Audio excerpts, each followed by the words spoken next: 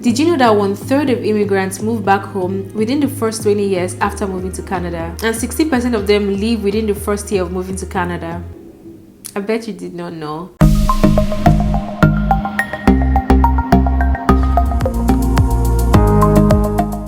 Hi guys, welcome back to my channel. If you're new here, you're welcome. If you're an oldie, thank you so much for coming back. My name is Nneka Isanya and I upload immigration and lifestyle content right here on my channel. You're welcome and I hope you enjoyed today's video. Okay, so let's address the elephant in the room. My eye. I have a red eye. I'm going through a reaction right now that is just taking a toll on my eye, so please ignore it. Before we get into today's video, I just want to point out a disclaimer. Not every immigrant that comes into Canada leaves. This video is just regarding the very little percentage of people that leave and also talking about the reasons why they do so. And this video is in no way trying to discourage you from coming to Canada. So before we get into the nitty-gritty and the reasons why people leave Canada, right, I'm going to be putting you guys through the Canadian immigration system and the statistics governing it. Every statistics I'm going to talk about today was gotten from Statistics Canada. 341,000 permanent residents were admitted in 2020. 351,000 PR were admitted in this year of 2021, and the target for 2022 is to admit 361,000 immigrants. So within the span of 2021 and 2023, the Canadian government planned on welcoming 1.2 million immigrants. So now that you know the general statistics, immigrants and immigration plays a huge role in the growth of the Canadian system. So now let's get into the reasons why people leave Canada. The first reason is financial difficulties, and I feel like there's a very huge misconception that when you come to Canada, you will just make it immediately. Like you will just accumulate a huge amount of wealth within a short period of time, which is a very wrong way of thinking, and I'll explain why. When you come to Canada, right, you need to work hard.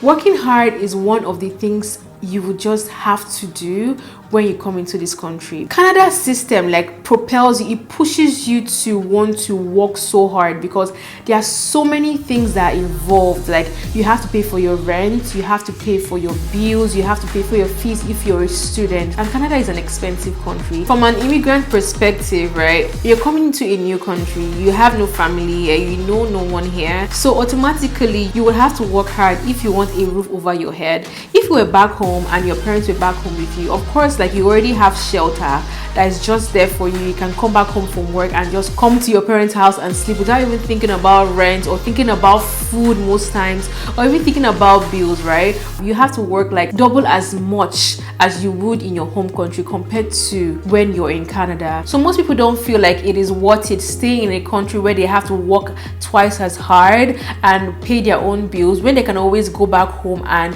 you know, be more comfortable and be more relaxed and not work as much, right? So yeah, financial difficulty is one of the things that people go through, and not everyone can face that kind of difficulty. And after stressing you so much, they now take so much from you in taxes, right? So this leads me to my next point: taxes. Taxes in Canada take about 40% of your earnings. That is crazy. I'm going to give you guys an experience I had when I initially came into Canada, and my first job was a healthcare job. And after I got my first paycheck from my company and I saw how much I made, I could not believe it. It was so bad, yeah, that I had to call the HR and I asked her, like, I think my paycheck is wrong because there are some dollars that are missing. It was my first job, right? So I kind of already calculated the amount of money I knew I was going to make, because here in Canada they pay you hourly, right? So I kind of already calculated, okay, this is the amount of money I'm going to put in my pockets. After the first 2 weeks, because it was like a bi-weekly pay, then after I got my paycheck, I was so shocked and I was so surprised. I was like, what's happening? Like, what's wrong? So I had to call HR, and when I spoke to her, she was like, girl, you have to come to the office, let me explain this to you. And I came into the office and she explained to me that taxes take a whole lot. You might not really know that taxes take so much money from your earnings, because your employer already automatically takes that money away from your paycheck before your money is deposited into your account. So it's really crazy how much they take for taxes. Depending on the country you come from, this might be an issue, because I know some countries pay a lot of money in taxes. Coming from Africa, Nigeria to be precise, we don't pay for taxes, and even if we do, taxes take a very little amount of money from our earnings, right? So now this is like a huge change from what I am used to as a Nigerian. Okay, I was doing a research and I found out that a family can earn about $130,000 annually, right? And taxes take about like $50-something thousand from that earning, right? So yeah, this might be an issue, and this will propel people or push people to want to go back to their country, which is very understandable. And one thing you guys have to know is when you pay for your taxes, you pay for something known as Medicare and Social Security. Medicare is like free healthcare in Canada. So this leads me to my next point, which is healthcare. Medicare is free healthcare, but it's not free. There's some things you still have to pay for, like prescription drugs and dental care. And in some provinces in Canada, free healthcare is not given to everyone. When you're a student in Ontario, you're not under Medicare. The only thing that helps you as a student here in Ontario if you need healthcare is your health insurance, which automatically every student pays for when they're coming into Canada. So not everyone in Canada is eligible for Medicare, and not every service is provided is for free here in Canada. If you're going to see a dentist, dental appointments are not free. The only way you can mitigate this is if you have a health insurance. For example, the company I work for has a health insurance company known as Manulife. In my case, if I was to go to see a dentist, 80%, not 100%, 80% of my dental fee is going to be taken care of by my company. So the remaining 20% I have to pay it from my pocket, right? And so people feel like, especially people that have family, healthcare is still expensive and they have children here. So people feel like if healthcare is this expensive, even after taxes is taken out of your account from Medicare, free healthcare, why do they still have to pay so much money? So they feel like, okay, it's not worth it. So that's why they are pushed or propelled to leave. The next point is loneliness and depression. This topic is a very sensitive one. And even if I know it's a very sensitive topic, people go through it a whole lot in Canada. Most times as an immigrant, you come into this country alone. So there's that detachment from family back home. And not everyone is, will I say, strong enough emotionally to be able to handle situations like that. So that's why they tend to leave, especially during the winter or cold seasons where, you know, there are less activities. You're just confined in your space. After work, you just want to come back home and just lay down and cover up because the weather is cold outside. There's nothing much to do. There are no fun activities to do.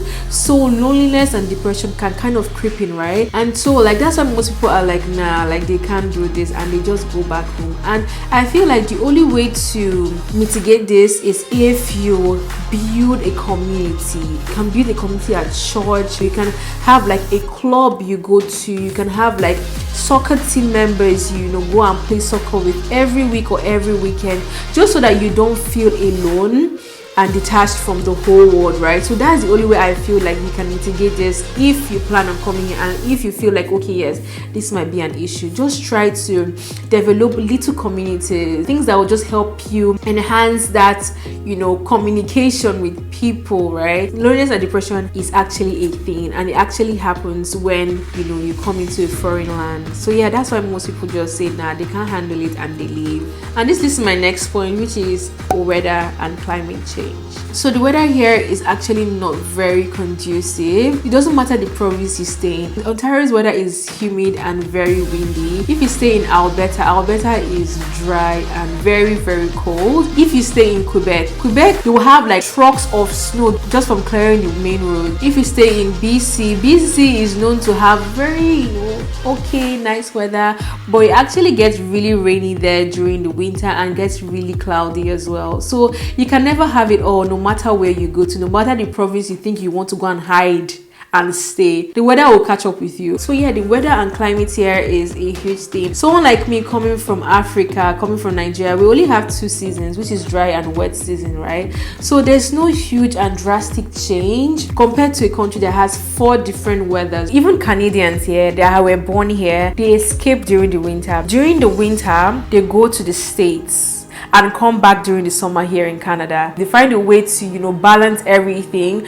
just so that it doesn't get too much for them to handle. If you have the opportunity to get like maybe a US visa or travel to other states during the winter season, please take the opportunity and use it, because it will really help you. Aside the fact that you would not be in the country during such a time, you would also have the opportunity to meet people, see new places, get an experience, and also be doing your job at the same time if your job permits you. So that's the way you can balance it. The next point is finding a job. Finding a job is a huge issue, and Canada is huge on references and in Canadian work experience. So if you don't have the Canadian work experience or you don't have references, it's going to be very hard for people to want to employ you, especially if it's a licensed job. Even aside finding a job, if you want to even rent an apartment, most apartment requires to have like reference. For the Canadian system, yeah, if you have a licensed profession, you have to get your license here in Canada before you can now work as a doctor or as a nurse, depending on the profession you're in, and that can take a whole lot of work. So there's a friend of mine who is a doctor back home, and she came to Canada to work as a medical doctor here, but she could not do that immediately. She has to write like 2 different exams and do like a supervised practice for 1 year before she can work as a medical doctor here in Canada. I have a friend too who's a nurse. She studied nursing back in India, and she started her nursing process here in Canada. When she started her nursing process, they told her that her curriculum doesn't match with the Canadian curriculum, so she has to take like a 1-year program or a 1-year course just so that she can meet up with the Canadian system before she now writes her exam and become a nurse and practice as a nurse. So most people think that it's not worth it, spending the amount of time, resources, money just trying to practice in their field, right? So people are like, nah, they can't wait that long, and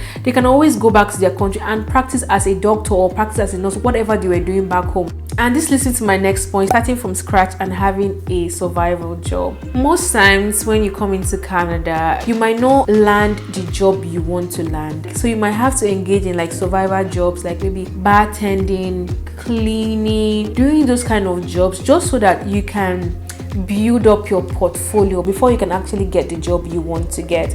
And I feel like almost everyone has to start from this point, because the more you go or the higher you go, the higher references you get and the higher you get in the Canadian experience. So yeah, like most people feel like they had like a very good paying job back home, people respected them, they had connections and all of this, so starting afresh again seems very scary to people, right?